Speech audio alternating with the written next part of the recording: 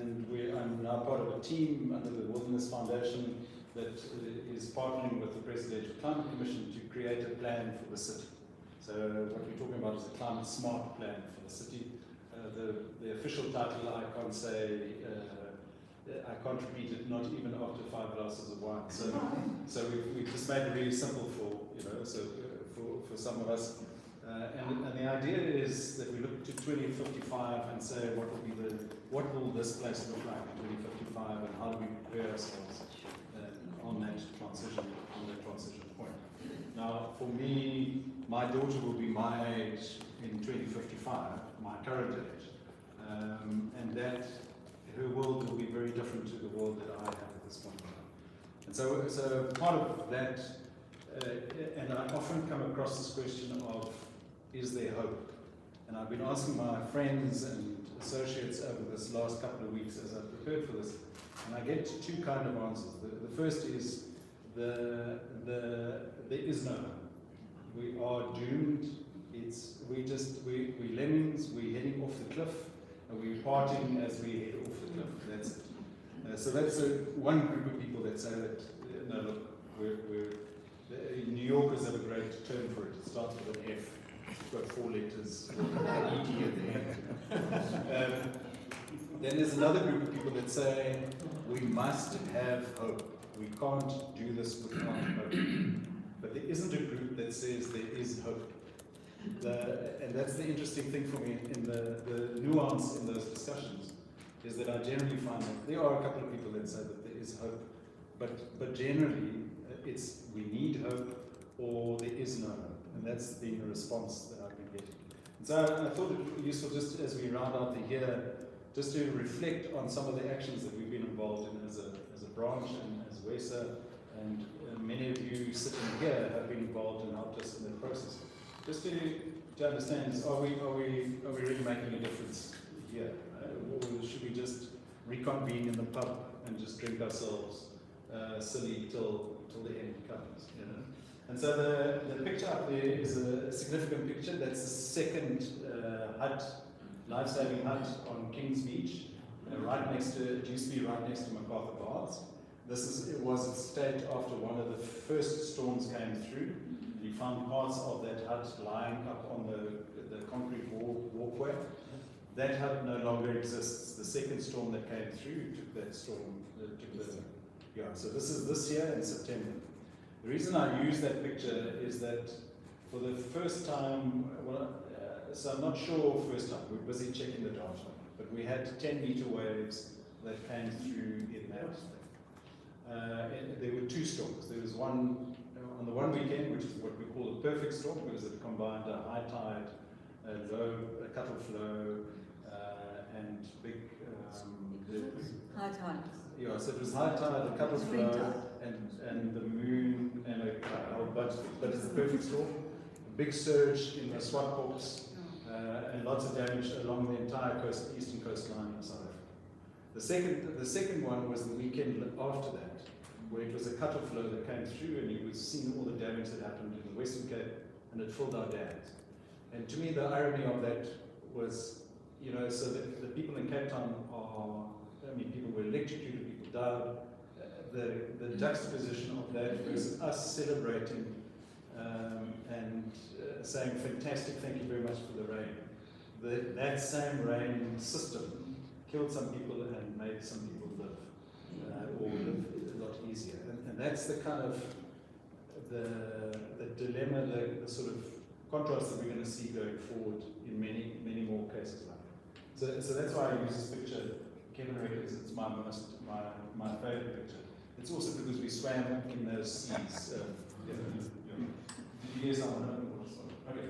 I don't know how many of you know Hitchhiker's Guide to the Galaxy. Does anyone know the Hitchhiker's Guide to the Galaxy? Yes. So the answer is 42, I think it is. And the world is just an experiment run by 2 white mice. But we're on the second round, I think, or something like that. Okay. So in that movie is a character named Marvin, not Mervyn, Marvin. But and Marvin is a depressed robot. The reason he's depressed is they've taken all the knowledge in the world and they've put it into Marvin, and Marvin's response to that is that there is no hope. And so I would take Marvin's perspective just through this and see if we could see what Marvin sees through it. So, climate activism, so he has a very sort of, what's the point, you know, why live, are we doomed? I wouldn't use the F word here, but that's it. So let me just take you, I'm going to run you through some very quick slides in terms of the data. This is the data on temperatures. You see it starts at 1880 and it works its way up. There's a variance within it, but you can see the upward trend, and it's becoming worse as we go up. So you'll see that we're sitting at 1.24 degrees centigrade as an average, and you will have seen in the press that this has been the hottest year in recorded history globally, and that there were a number of months in which we were above that 1.5 margin that we've been talking about. So now it's not a question of reaching 1.5, we've reached 1.5, now it's a question of will it be permanent? The shift is not there yet in terms of permanent, but we are seeing globally. And I guarantee you in February of next year, we will be feeling it here in the city, is that we're going to feel like we roasted chestnuts at that point. So then the question often asked is, okay, but your data starts at 1880. What happened before that? How do you know that this is an issue? This is data from NASA. There is other organizations that do this. And generally what they use, there are a number of techniques that are used. The key technique is ice cores, so they drill down into the ice, into glaciers, and the way in which oxygen is trapped within that thing gives them temperature variances and that kind of stuff. I did social science, so I'm not a fay with that, but maybe Eckhart or Lauren or someone else can explain exactly how that takes place. But what it is that we're able to reflect back on the past. And you'll see that there's a line there at the 300 level. And you'll see right here on this side here. So that starts 800,000 years ago. 800,000 years ago, you see the variation up and down. So you have ice ages and warm ages and ice ages, and that's what takes place. But in this last 100 years, sort of 1,000 years, is you'll see that we're basically on a rocket ship and we just take it off. And that's the big thing that is worrying climate scientists globally, is that this thing is now rising in a rate that we've never seen on the Earth before. So the other thing that often people say is global warming not a natural cycle. Is it not just something that normally happens? And yes, global warming is a natural cycle. And very often that natural cycle is because of a thing, irradiation, and how we receive irradiation from the sun. So I don't know if you know, the Earth isn't a round ball. It's a little bit squashed, and it sits at a little bit of an angle and it wobbles a little bit. So as it wobbles around the sun, it does that in a pattern that lasts 11 years. And so you get different sun during that period, and during the strong time it heats it, and during the weak time it gets a little bit colder. That's as the Earth now wobbles across. But we're able to map that. We can see that, we understand that, and we know that. And when we look at the data in terms of warming, you'll see that the 2 points diverge quite radically. The yellow is the solar irradiance, so that's the sun's rays coming beating down on us, and the red is the temperature. So the irradiance cycle is going down at the moment. We should be cooling, the planet should be cooling, it should not be warming, but the planet is doing the opposite. And so the obvious point is what's changed, and what's changed is the Industrial Revolution and what's coming after that. And it's really how humans have started using carbon to make life better for themselves. But climate isn't just about climate change. The changes we're seeing in the planet isn't just climate change. There's a Stockholm organization that tracks nine sort of parameters, planetary parameters, sort of thresholds that we have on different things. You'll see them down the bottom here. I won't go through all of them, but in 2009 you'll see that 3 boundaries were crossed. In 2015, 4 boundaries were crossed, and in 2023, 6 boundaries were crossed.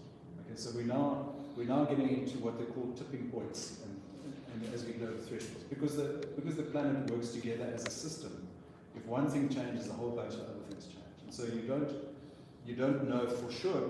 You have models, very accurate models, but those models themselves have never experienced this kind of shift change. So what we're not understanding is that if all the ice at the polar caps melt, which is a possibility within the next 20 to 50, 60 years, what happens then?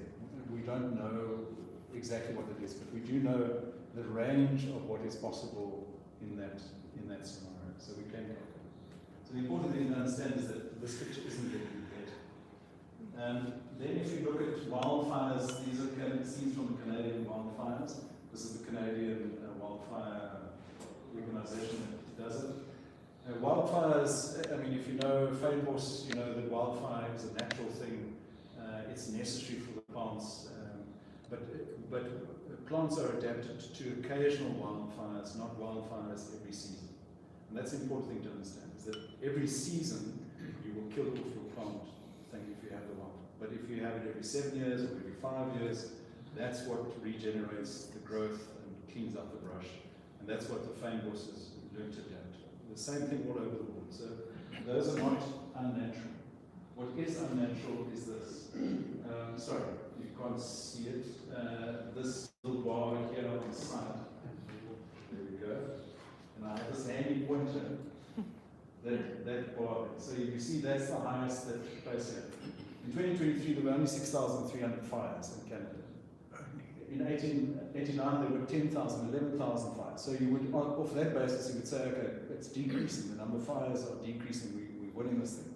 But if you look at the acreage that's been burnt in that period, you'll see that there's a substantial difference. It's almost 3 to 4 times more acreage that was burnt in that period with less fires, which means that your fires are bigger and more intense than what they have been before. So just to give you an idea, the total forest area in Canada is 362 million hectares. The total size of South Africa is 122 million hectares.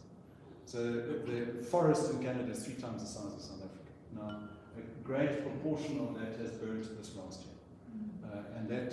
And we will see, so they've now gone into winter, we'll see again next year what happens. And as you get drier and your plants dry out, so plants actually combust spontaneously.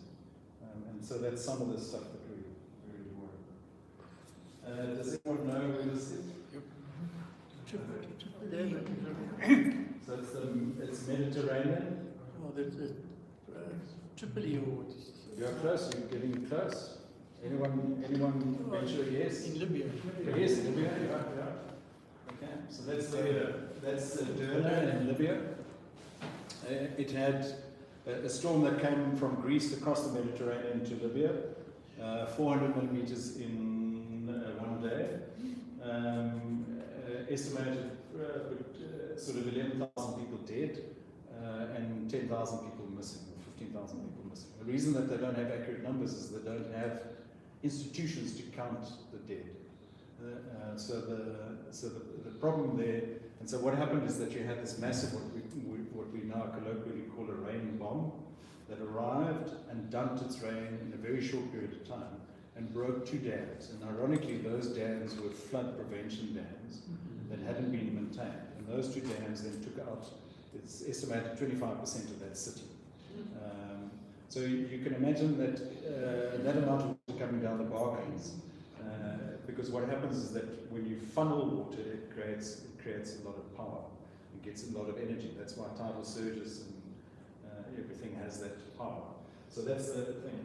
Now, it's not just in the Mediterranean. You'll remember Gqeberha in 2022, they had that massive rain bomb there that was 350 mils in 24 hours. Now, Gqeberha or Durban was the green city of South Africa. They'd won awards internationally in terms of how they planned it. And they were sure that they could manage it. But 2 years before that, or 3 years before that, in 2019, they had 168 millimeters. And what they were warned is that your stormwater drains are not cleared, and that your aliens are not cleared, and a whole bunch of other things. And what happened in Durban is that the alien bushes were taken with down in the flood surge and blocked against a bridge. And that bridge then became a dam, and the water then flowed around the dam into communities that had never been flooded before, and that washed communities away. And that's why you saw such huge damage, because the systems that we put in place weren't maintained. So the stormwater wasn't maintained. We'd allowed people to locate houses in areas that they should never be. We took plantations away, so it was dry earth. I don't know if you've seen those pictures of that cliff face, very close to the sea, sort of entire sort of housing complexes. Okay, but not just at Gqeberha in Western Cape this year. I was talking about it earlier, 23rd to 25th of September. In 3 days they had more rain than they had in the previous 2 months. This is the Gqeberha. I don't know how many of you know the Gqeberha, but it's on the way to Cape Town. I think they fixed that bridge 2 weeks ago. So that bridge has been out for about 2.5 months. That's your main arterial route to Cape Town. Anyone going to Cape Town, you would have heard complaining about how they had to go through Barrydale or something like that in that process. So it was inconvenient for us in that sense. But the damage to that local economy there is fairly substantial, particularly that agriculture. Okay, so the warnings are there for us. Is it happening in our city? Yes, it's happening in our city.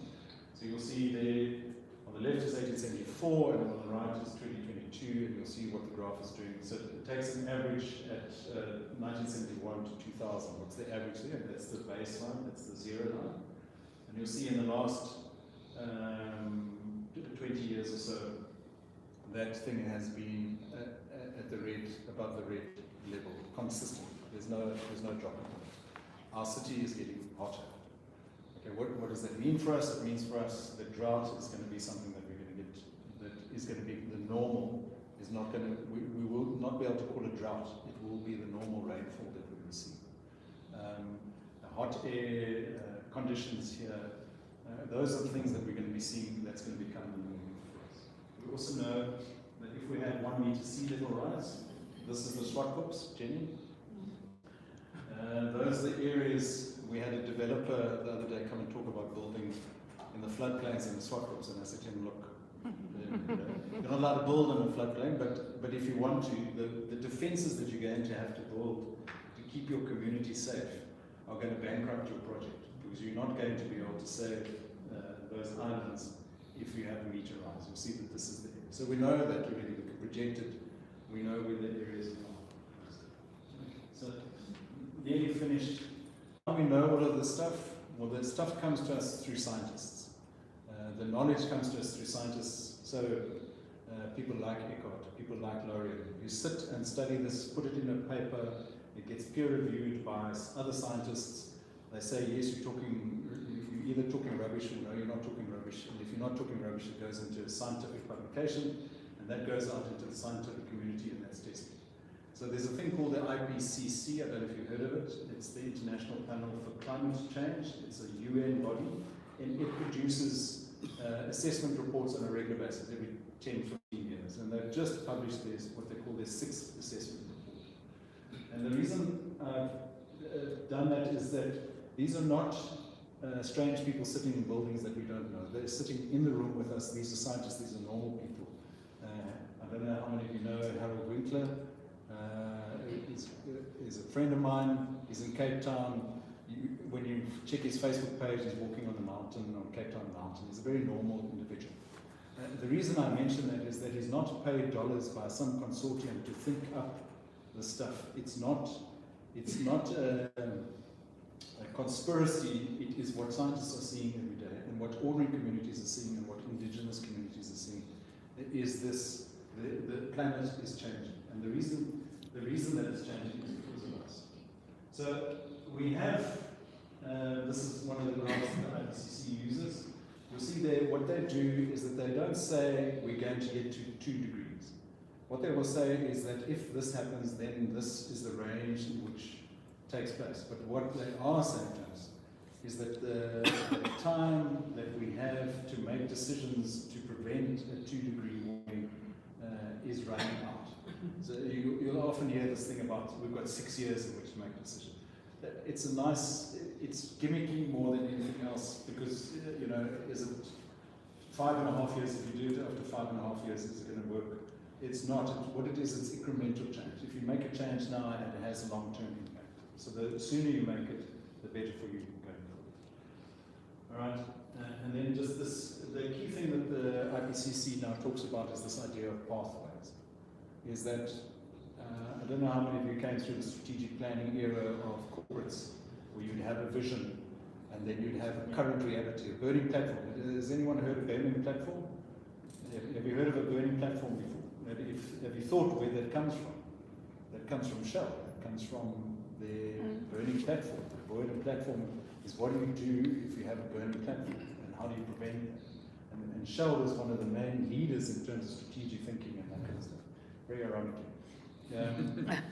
You won't see my bias at all. Okay, but the idea simply that I wanted to introduce to you is that there are pathways that go better or worse depending on the choices that you make today and tomorrow and tomorrow. There isn't like a final point and then everything is gone. It is today, you can do something, tomorrow you can do something. And that's really important for us in terms of understanding. So what is it that we can do? Oh, sorry. You know, and if you look at South Africa, Marvin would be saying, look guys, you know, if you think the planet's done for, South Africa is done for too. You're in the right spaceship to be going down, you know, by yourself a bit. So what can an ordinary person do? And I thought I'd just in terms of the activist landscape, so if you want to be an activist, you need to understand a couple of things. The first thing is that developers are driven by short-term returns. That every company is driven by short-term returns. Normally, if you're on the stock exchange, it's quarterly, at least it's annually, but that's the return. If you're the CEO of a company and after 3 years of 0 returns, you get fired. That's how the system is geared. And so then those companies learn to game the system. So how do you get around through the roadblocks and that kind of stuff? How do you game the system? The other one is that in South Africa, particularly, all 3 tiers of our government is captured. No, you would have thought, okay, it's BESASA, it's everyone else. But really what they are captured about is this idea that development will get us out of the poverty trap. So this idea of growth, this perpetual growth idea that we have, that will get us out of poverty. If we can develop, and so when you see Minister Mantashe, who's the Minerals Energy Minister, he's doing what every other Minister of Minerals will do, is he's saying, we have this resource, we should be using this resource. That's a very normal response to that. It's very abnormal to say, I must leave that resource in the ground. And so what we're asking people to do is actually something that's very counterintuitive. As we're saying, the coal must stay in the ground, the oil must stay in the ground.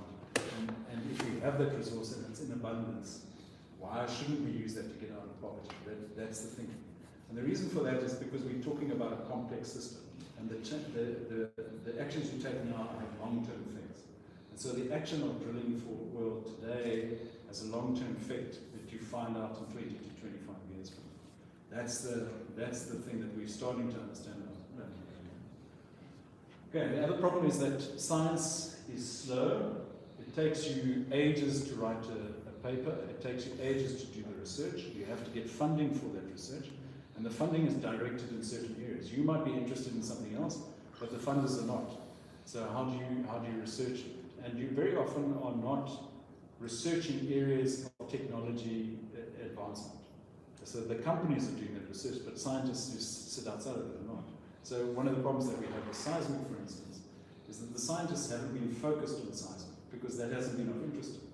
What's been of interest to them is what animals occur at that depth in the ocean, or how does the current flow. They haven't actually applied their minds to the seismic. So Laurie's paper on penguins and the impact on seismic is one of the few, I think it's the only one I've seen in South Africa on seismic, where it's applied. It's not the only one on seismic, but it is the only one in South Africa. So why is that? There's thousands of scientists, and it's because of the funding. Then also, we live in a very segregated society, and I think that's very obvious, but we are polarizing more and more. We're getting distant from each other, and we're getting distant from each other on issues like race, on issues like our economic mobility, and also, so Duncan and I were having a laugh just now, we have different views on things like hunting. Now we can have that agreement here without not being friends. But more and more the debate is happening is that you're on that side and I'm on this side. And we don't see each other. We can't find each other in that process. And so that's becoming a very issue for us. And increasingly this is becoming an issue on climate change. So we had someone write to us, Tim had a letter from one of our people on our mailing list to say, please take me off your mailing list. You know, what does this PhD guy, surely, you know, he has no common sense. Climate change is a hoax. You know, and you know, and that's a rational person making a rational choice. Why does that rational person think that? And that's something that we have to start understanding. How are we doing for time?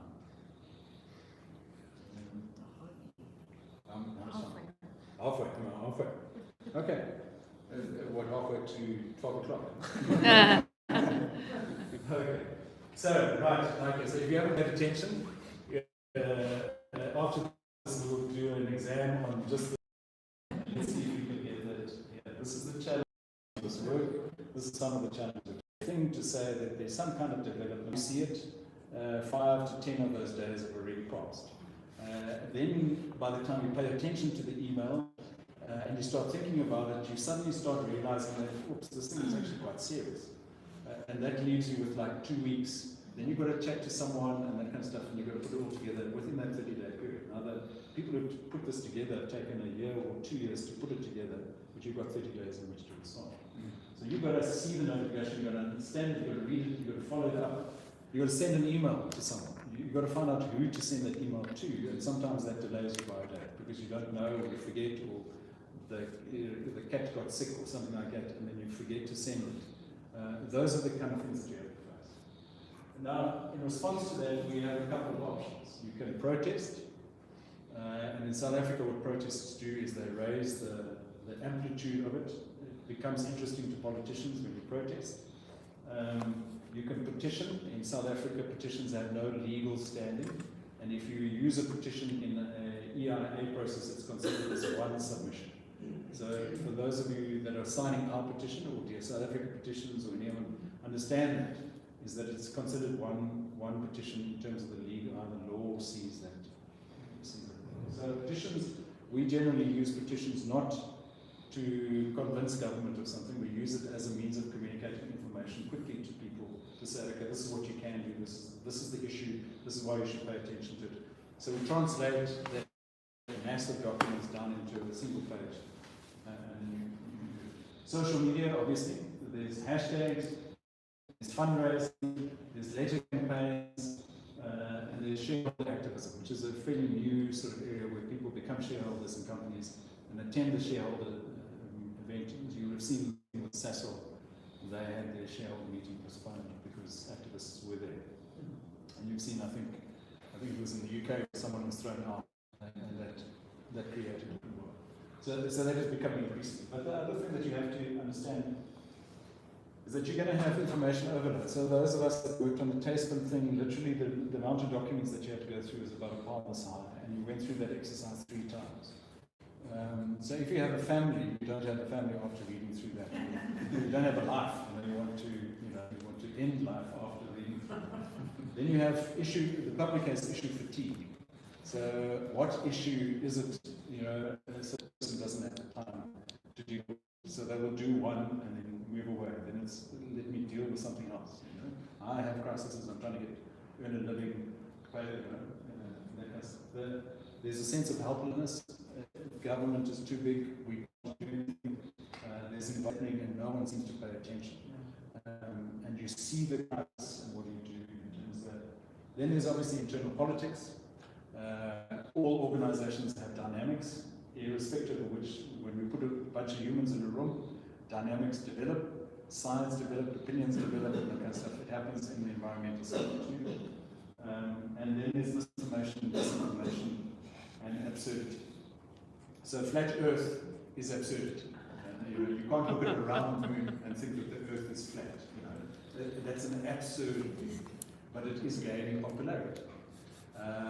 Then there's misinformation and disinformation. So the oil and gas companies, for instance, like tobacco had done, are putting out information into the mainstream that says They'll take a fact and then they embellish that fact around a narrative.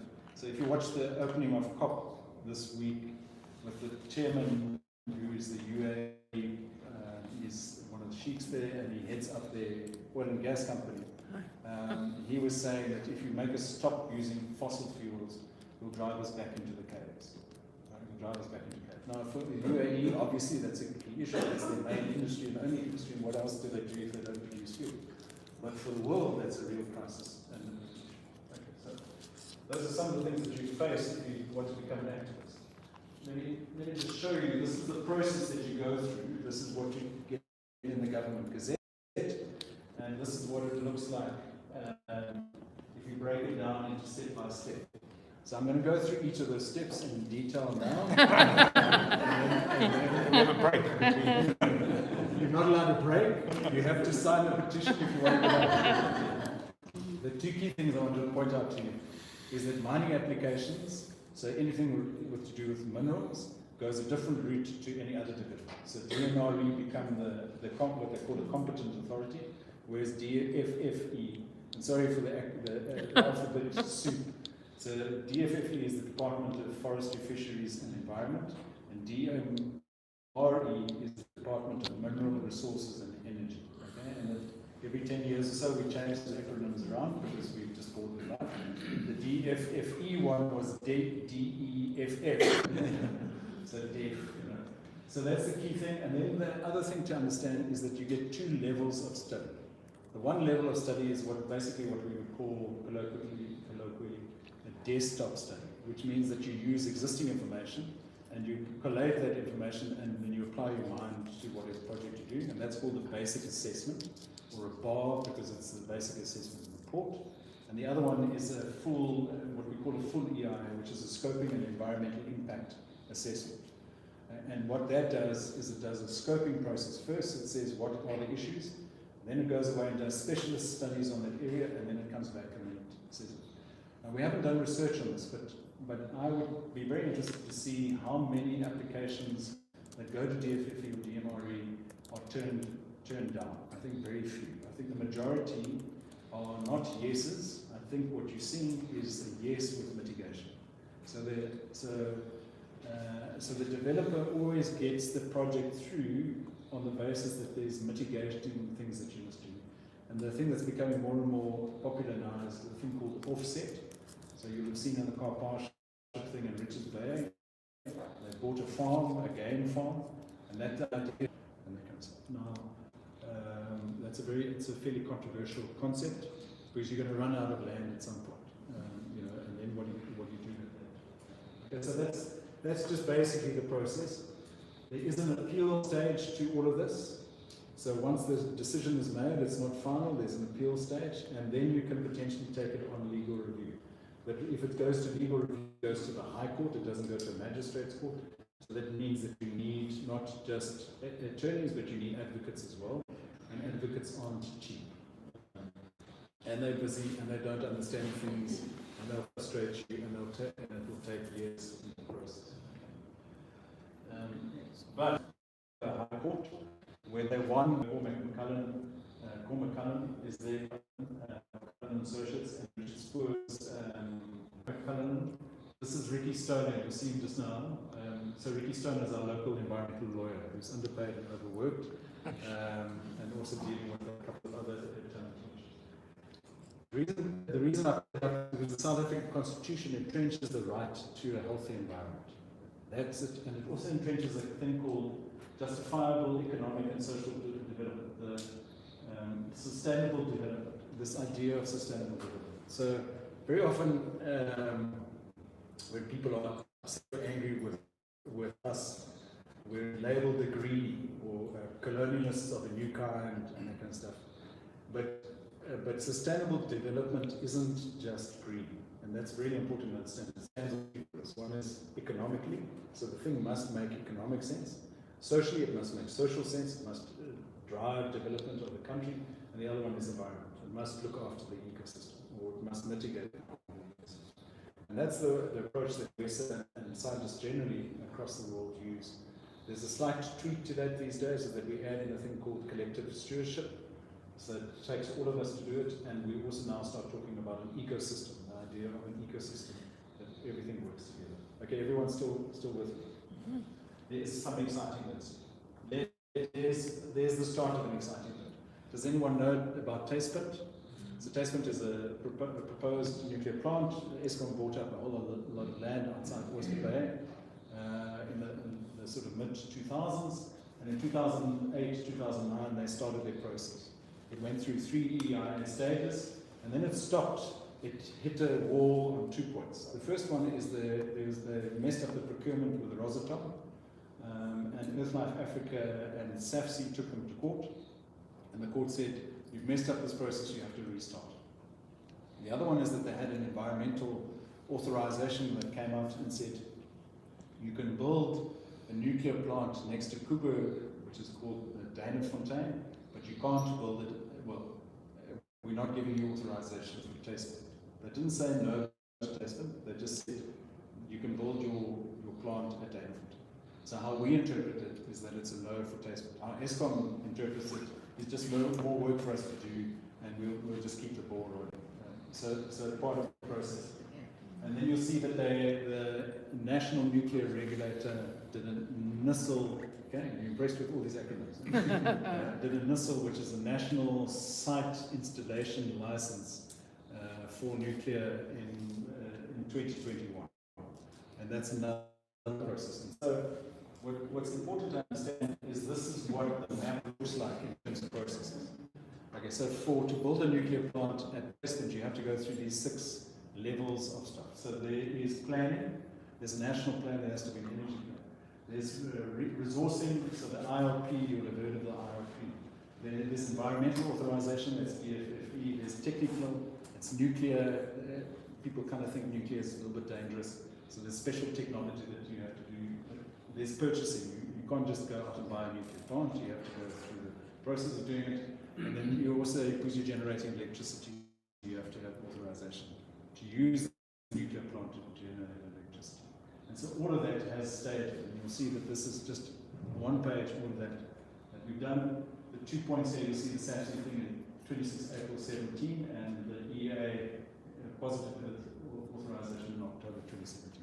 But that went from 2008 to 2017, so that's 11 years of communities standing up and saying, no, we don't agree with this, we're challenging you on this, and they went through that process. So it must have cost Eskom huge amounts of money, and maybe you can, where it hasn't thought of that yet as to why we have load shedding. Maybe it's our fault because we kept Eskom so busy.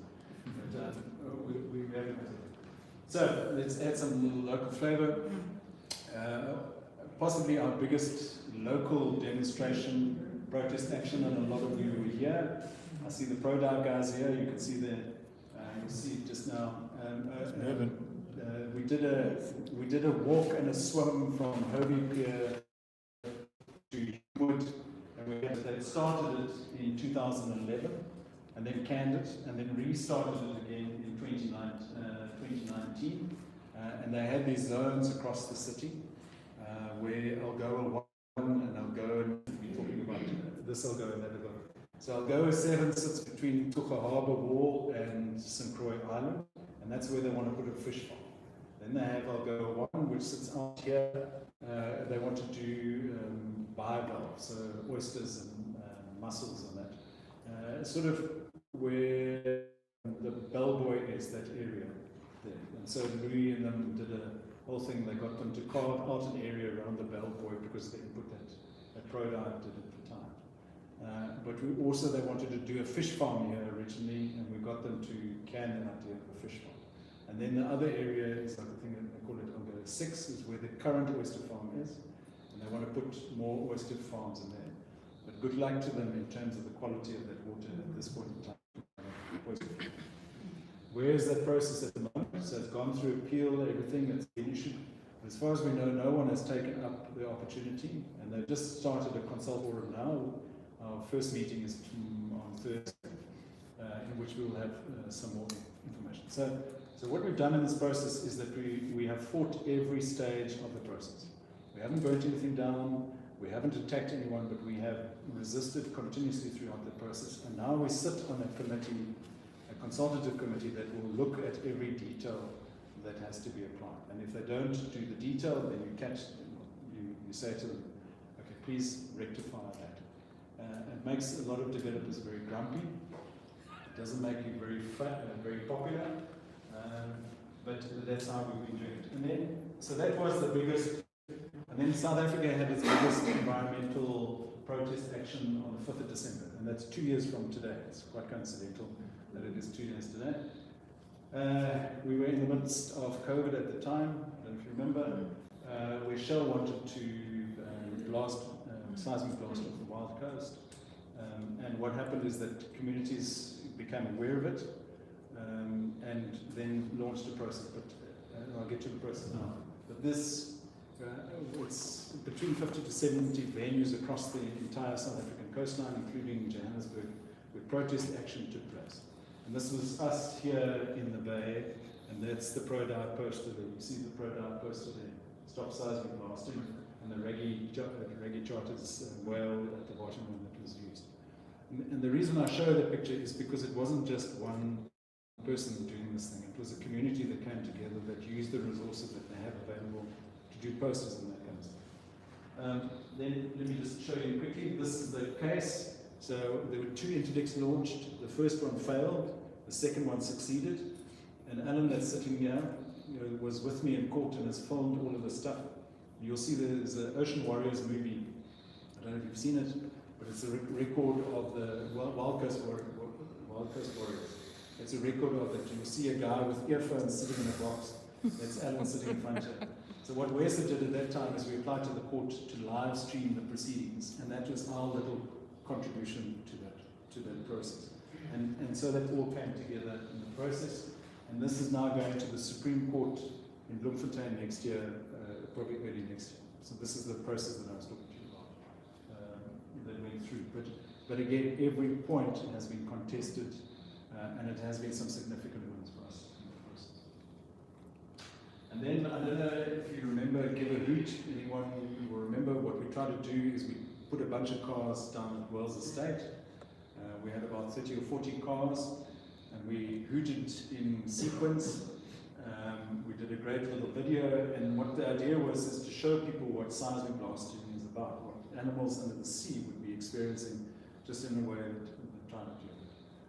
And that was for this current one that you've seen a lot about in the press. And you'll see that we launched a petition. Jen launched it last week, I think it was Monday. And we're at, when I took the screen grab, it was at 2,000, I think we're at about 2,300 at this point. So that's a very, very fast uptake. And really what this is that they plan to do seismic blasting off PE through to Plet, off the Algoa Basin, the Agulhas Banks. We're very worried about its impact on chocker. We're very worried about its impact on hatchlings that drift down with the current. We know that the hatchlings will die if they go through the seismic array. So what happens if an entire season of hatchlings is decimated? We know that it impacts whales, so they're not doing it in whale season. So what gives whales more right than hatchlings? How do they make that decision? So why stop it? Is it just because whales are more popular, or is it because turtle hatchlings are smaller guys and you not see them? So those are some of the things that we've raised in the process. It's where the sardine run starts. And Louis and I were chatting about it earlier. Is what if you have a curtain of sound there, where the sardines would normally come up? What happens to those sardines? So they won't swim into the curtain of sound, and that's what the seismic companies say, is that the guys will swim away. And that might be the case, but your sardines follow a temperature differential on the side of the Agulhas current. They can't go anywhere else if they're going to go up the coast, so they will go somewhere else. They will go back into the colder water, because the sardines want cold water, they don't want warm water. And that's the miracle of the sardine run, is that they're going up parallel to this Agulhas current, which is a warm current, which they would not normally be in. And That sardine run feeds our penguins, feeds a whole bunch of other things. The system that's created is a very unique system. And we potentially will put this curtain of sound in front of those sardines. They haven't studied that. You know, it's a desktop study because no one's actually done the research on that. So what will happen? Okay. Then maybe just to say one of our more successful protest actions is a campaign called "The Shit Is Real." Is that we were tired of seeing sewage in our streets. We were hearing it from local communities. So we launched a petition, and we had a whole 271 people sign the petition. So we launched a Facebook page, and we had, once in the number here, but also around about 200 people sign up on the Facebook page. You know? So you would say, okay, well, okay, Gary, what are you smoking? That's not such a great campaign. The Shell seismic one, as a comparative, generated 458,000 signatures. So that's a massive, massive one.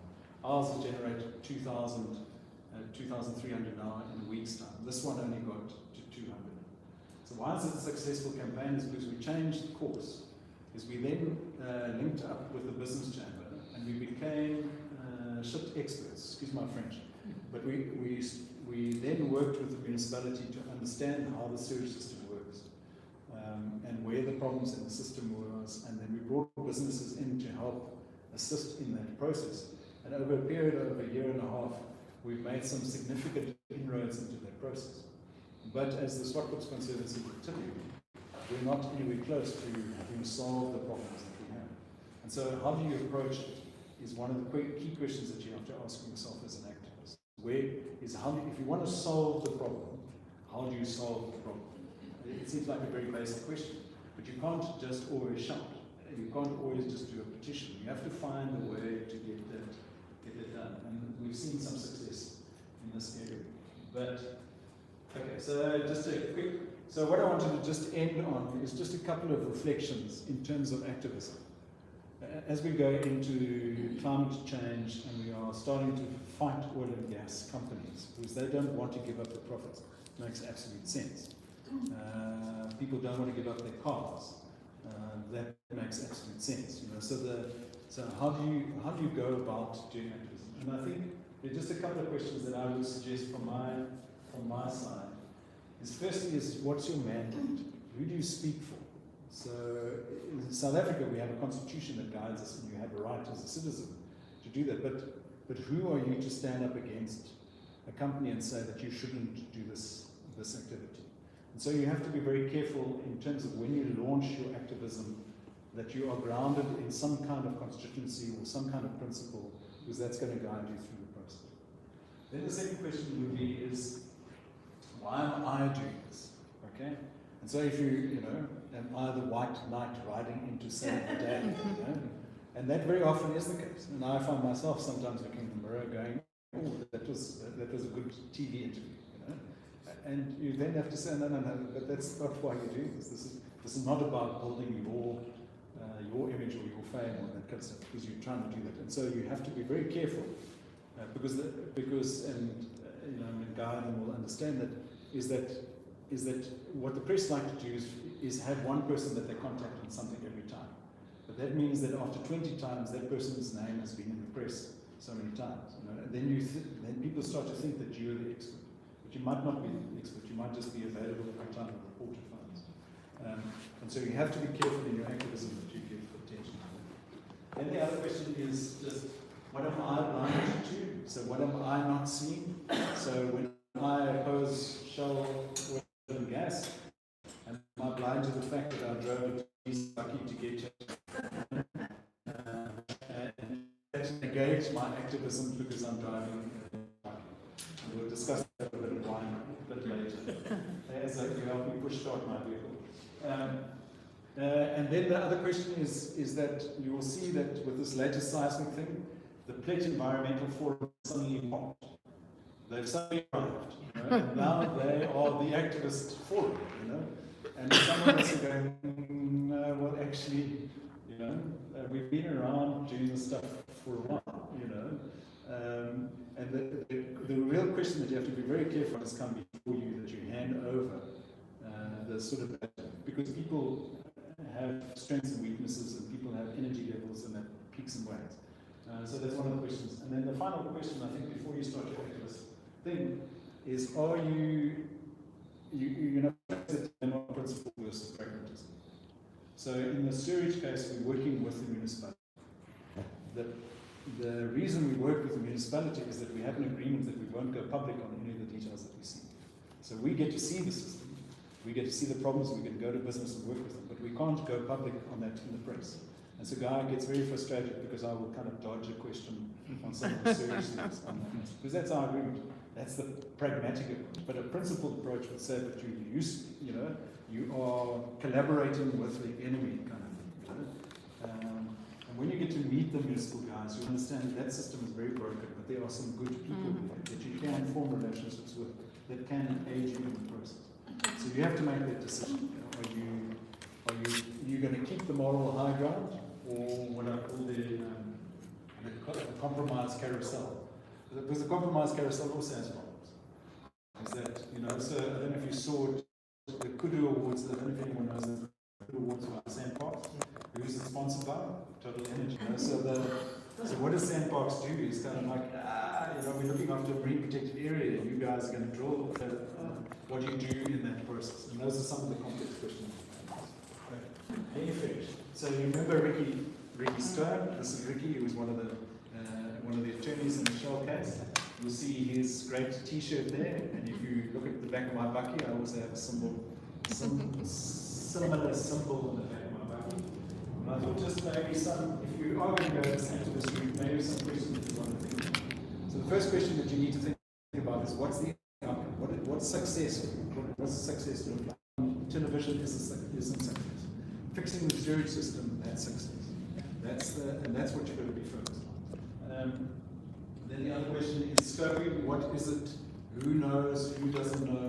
What knowledge exists out there? Don't arrive and tell someone who's been studying this for 30 years that you now suddenly understand how penguins are dying. Understand that first. Sit with that person, hear from them. Then the other one is what's the core? What's the thing that you should focus on? What's noise? What's noise in the process? There's so much noise on social media. How do we focus? And then leverage. And I think that's the key thing for activists, is that you don't have lots of bucks. You can maybe afford to print a T-shirt or scroll a poster or something. But where does leverage lie? So in the Shell case, leverage lay in 2 interdicts that we then took through the process. In the sewage case, leverage lay in forming relationships with municipal officials. In other ones, Lauren has done some great work on the penguin closures and that kind of stuff. She's had to sit with fish company executives in the same room. It's not a very comfortable process. Things like it's not very nice feedback. It's not accurate feedback at all, but that's part of the stuff that you're sitting with. And then the final question is, do you have a plan? You have to understand what's your vision versus what's a strategy, what's a tactic, what's action. So a petition is a tactical thing. You're using it as a tactical thing. That's your strategic thing. Your strategy is that you're wanting to get the public to know about this, to people to get up, someone generally have children at school, as a friend at the pub is out there. That's the kind of leaders. Okay, so those 2 last slides was just to give you a bit of a frame in terms of stuff. Hopefully what we've done so far is just showing you that, look, the climate is changing, you know that. We are the ones that are changing it, and it's important to understand because that allows us to unchange it. It allows us to do something different. And we have had significant victories along this process by sticking up our hands and saying, hey, we're not tolerating this, we're going to do something. So let me just finish off on 2 other thoughts. And that's, the first one is that complex problems require collaborative and creative solutions. You cannot solve a complex problem by yourself. It's just not possible. You have to have other institutions, other people around you in terms of it, and you have to look at it. Is there no hope? Well, I would like to introduce him to record. I think we need about 20 years of just women in charge of all governments and that kind of stuff. And then we can see how things are. There's sort of very laughter in the audience. But this is, I don't know if you know where this poster comes from. This is a Second World War poster that was used in Britain, because what happened with the war effort is men went off to war, there was no one left to run the machines, and so they suddenly had to find people to do that, with a woman that came into, and suddenly that broke open women's imagination in terms of what they could do. They could actually do this. And so that if hope is the question, my suggestion is that you can, with as many others as you can, and then when it runs out, you take a break, and then you wash, rinse, and repeat.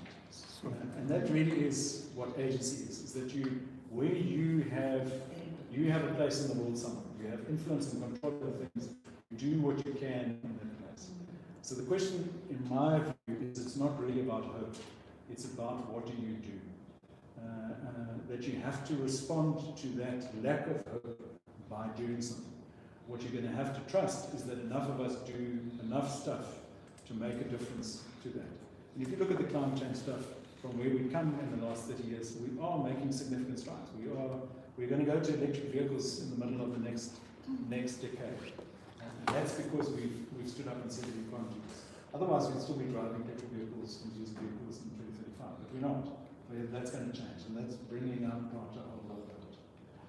And then, just some local examples here. Just if you want some hope, here's a real demonstration of hope. Those are humpbacks in Algoa, and I think I saw Radio Charter saying that they think the biggest migration. And certainly, if you look at it, the numbers, and I mean that's now well documented as baleen whales. I hope I pronounce it correctly, but it's a class of whales. Are recovering in great numbers across the world because we've stopped hunting them. Because we stopped hunting them about 30, 40 years ago. And you see, and the benefit to us is that we have these creatures now in the bay. And then the last one, just a personal note, to say is that there are people that have been working in these areas for years and years.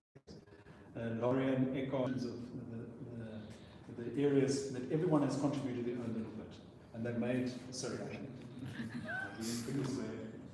that they've made significant strides. And Lauren was telling me just before we started, is that in terms of gannets, we're seeing a slight pickup in gannet numbers.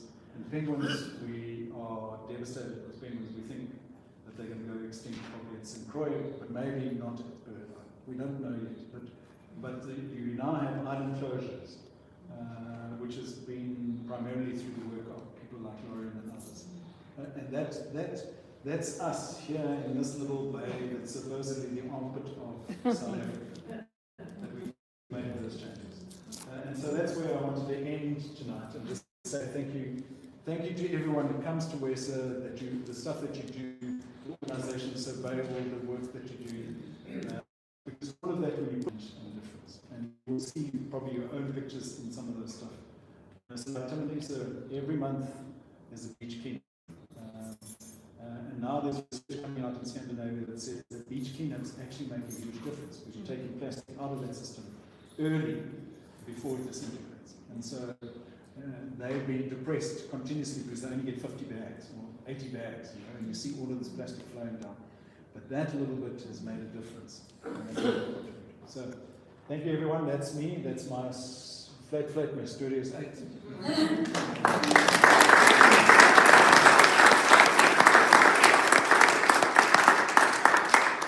So I don't know how we are for time. We're way past. Oh, we're way past. Sorry, I took it literally when you said we 10 past 7. So 10 past 7. Is there any questions that you want to, any questions to ask or anything like that? Thanks for that. I think it's really, really nice, really informative, and it shows the complexity of doing real changes. But in terms of coordination and cohesion and sharing the information, I think that's what you maybe didn't mention, but how do you do it? Because you try to do it locally, and how can we do it to improve the communication, to also give each other hope? Yeah, so after the Shell case, we started up a local coalition called AWOS, the Algoa Bay Ocean Stewards, and the idea is that we bring organizations together and we would then collaborate on information. It kind of bumps along because it's issue focused. So now we have CGG thing again, and now we're starting to see a little bit of energy. If you you look at like how the PLEP thing has happened, is that there's been an organic, so for us on the activist side, it's organic rather than structured. Is that this person does something and you link via WhatsApp, via Facebook or something like that. And then you have this, but there's a lot of debate within those in terms of okay, what colours, so there's been a raging debate about what colours should go into the post. And you guys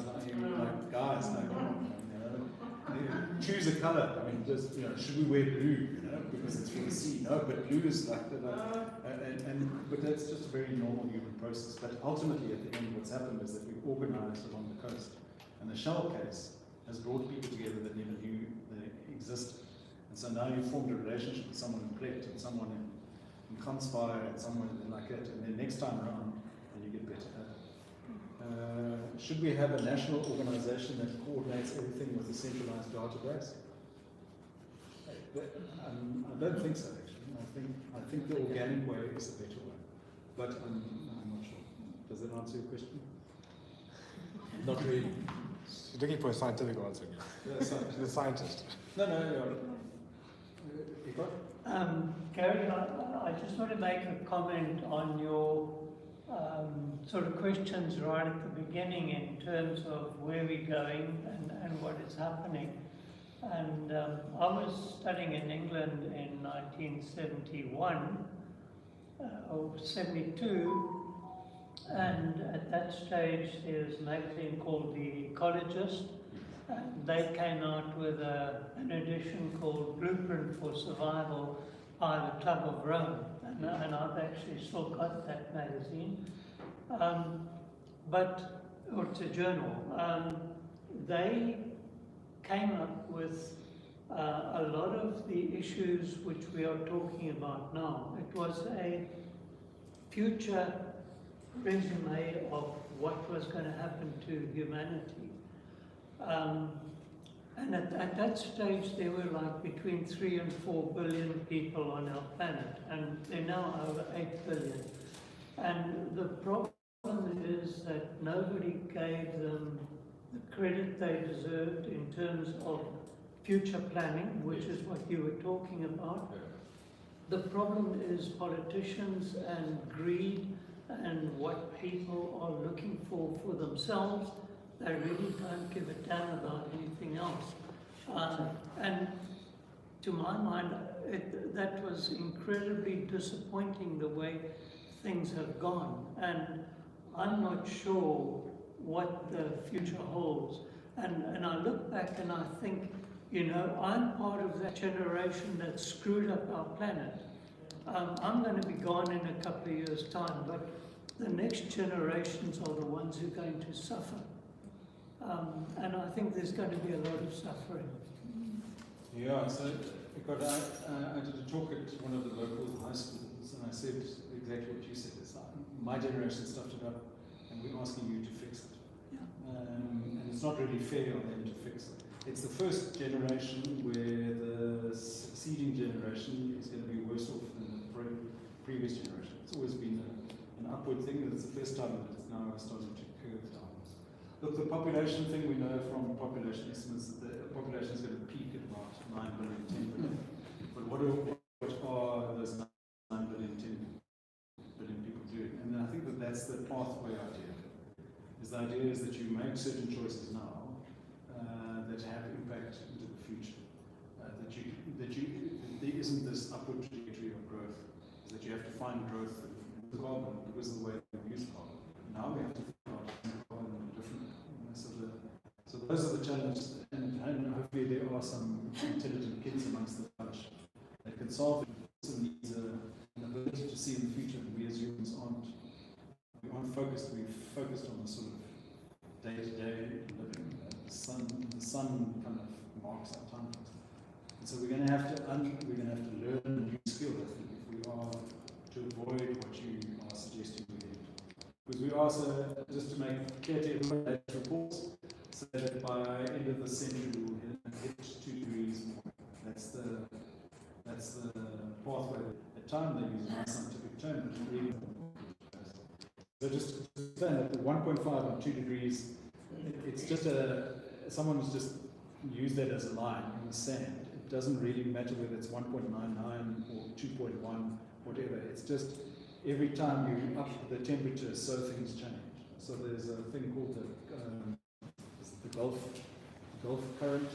It's the current that comes past America. Gulf Stream. Gulf Stream. Yeah. So Gulf Stream is the reason that British people have really fairly nice weather. Because if you look at where England is in comparison to Germany, they're closer to the pole. It's the Gulf Stream that feeds hot air into that. And the Gulf Stream stopped once before. They're predicting that the Gulf Stream will stop entirely. What happens to England if the Gulf Stream stops? And we don't really know, because we can't really model it if I'm correct in understanding the science. But that's a massive change.